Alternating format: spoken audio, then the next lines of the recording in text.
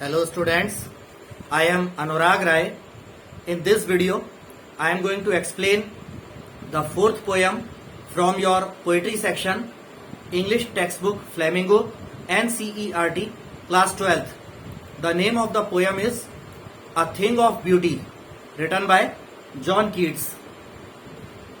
So students, there will be thorough translation and explanation of the poem from English to Hindi. But before translating and explaining the poem to you, I would like to read something about the poet John Keats. So John Keats, 1795 to 1821, was a British romantic poet. John Keats, जिनका जन्म 1795 में हुआ था, ये एक England के, Britain के romantic कवि थे. Although trained to be a surgeon, Keats decided to devote himself wholly to poetry. हालांकि इनकी पढ़ाई लिखाई एक सर्जन के रूप में, यानी शल्य चिकित्सा करने वाले एक डॉक्टर के रूप में इनकी पढ़ाई लिखाई हुई थी, लेकिन कीट्स ने जो है अपना पूरा जीवन पोएट्री, काव्य कला, कविताओं को समर्पित करने का निर्णय लिया. Keats secret, his power to sway and delight the readers, lies primarily in his gift for perceiving the world and living his moods and aspirations in terms of language. Keats का रहस्य उसकी पाठकों को प्रभावित करने और प्रसन्न करने की क्षमता निहित है. संसार को समझने की उनकी प्रारंभिक रूप से निहित है. मतलब कीट्स के जो रहस्य हैं, उनके पाठकों को प्रभावित करने और प्रसन्न करने की क्षमता जो है वो प्राथमिक रूप से निहित है संसार को समझने की उनकी क्षमता में और भाषा के संदर्भ में अपने मनोदशाओं और अपनी अभिलाषाओं को जीने की क्षमता में. The following is an excerpt from his poem Endymion, a poetic romance. ये जो पोएम हम पढ़ रहे हैं वो उनकी एक लिखी हुई poem Endymion, a poetic romance, इससे लिया गया एक छोटा सा भाग है, उससे निकाला हुआ पोर्शन है. आगे है, the poem is based on a Greek legend in which Endymion, a beautiful young shepherd and poet who lived on Mount Latmos, had a vision of Cynthia the moon goddess.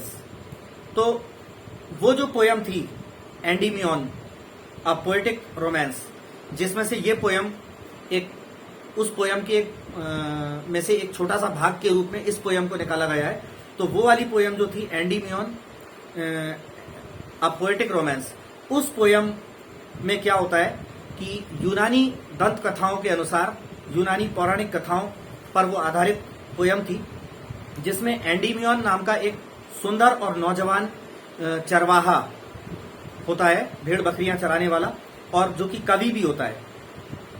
वो mount लेटमॉस पर्वत पर रहता था और वो ख्वाब देखता था चंद्रमा की देवी.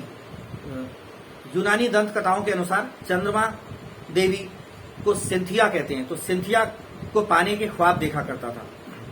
वो पोयम उस पर आधारित थी. The enchanted youth resolved to seek her out and so wandered away through the forest and down under the सी.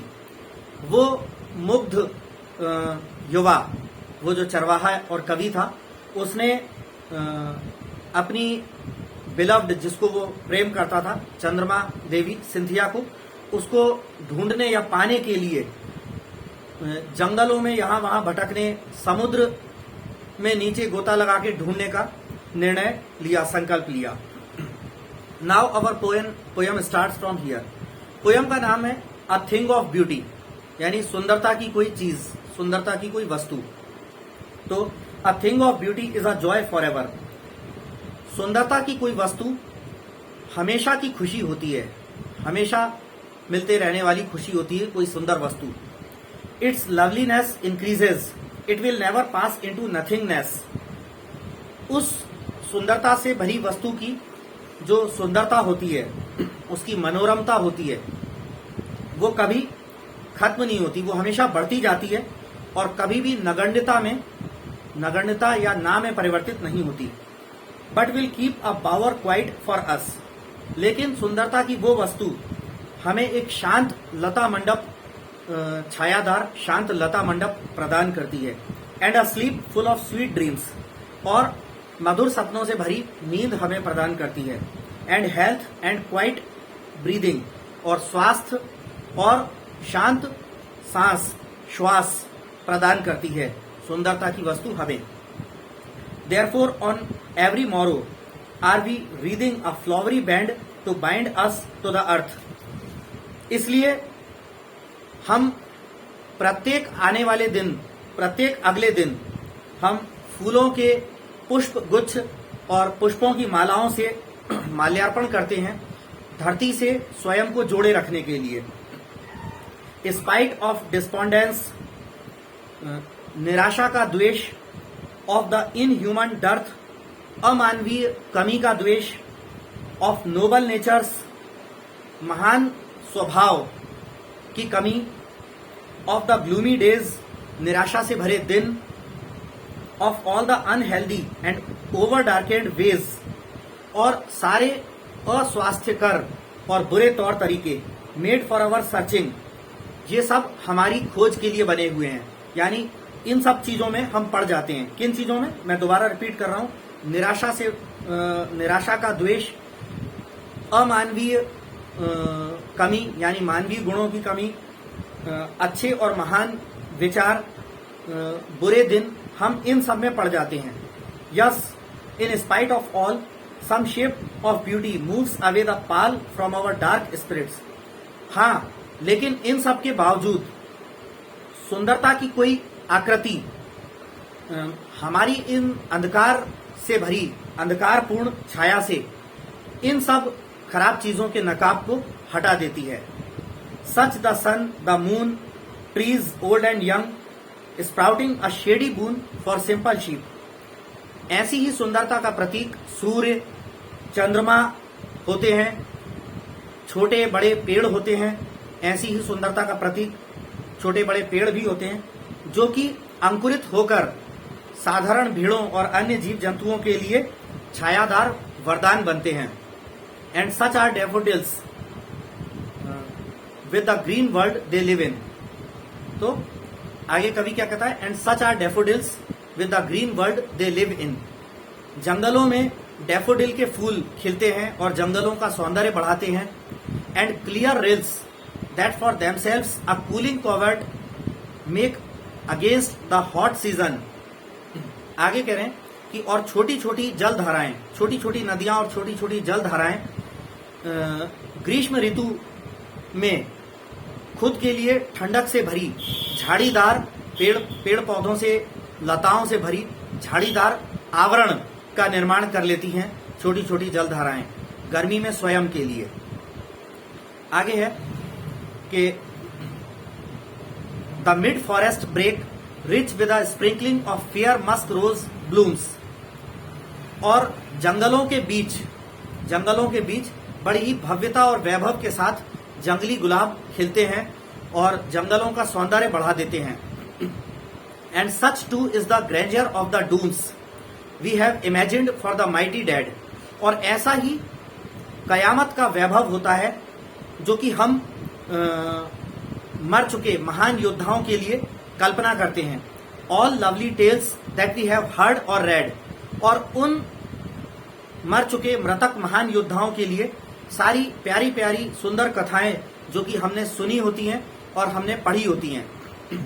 तो वैसे हम कयामत के वैभव का उन मृतक महान योद्धाओं के लिए वैसे ही कयामत के वैभव और शान और शौकत का की हम कल्पना करते हैं. An endless fountain of immortal drink pouring unto us from the heaven's brink. तो लेखक अंतिम दो लाइनों में कह रहा है an endless fountain of immortal drink pouring unto us from the heaven's brink. और ये एक कभी ना खत्म होने वाले अमरता से भरे जो रस होता है, यानी अमृत, कभी ना खत्म होने वाले अमृत का फव्वारा है ये, जो कि स्वर्ग से हम लोगों पर न्यौछावर किया जा रहा है। ये एक कभी ना खत्म होने वाला अमृत से भरा फव्वारा है जो स्वर्ग से हम सब लोगों पर न्यौछावर किया जा रहा है। So this was our poem a thing of beauty, written by John Keats. Students, I would like to request you once again, if you haven't subscribed my YouTube channel Anurag Rai English Tutor, please subscribe it, and thank you very much. See you in my next video. Bye.